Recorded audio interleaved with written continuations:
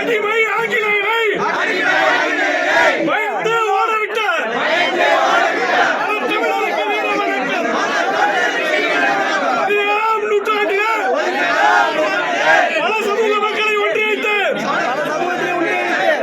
தமிழர் உணர்வூட்டி கொங்கு நாட்டு சிங்கம் தமிழ்நாட்டு தங்கம் தீரன் சின்னமலை கவுண்டருக்கு வீர வணக்கம். தீரன் சின்னமலை கவுண்டருக்கு வீர வணக்கம். தீரன் படை தளபதி கருப்பசாமிக்கு வீர வணக்கம். தீரன் சின்னமலைக்கு வீர வணக்கம். வெற்றிவேல் வீரவேல்.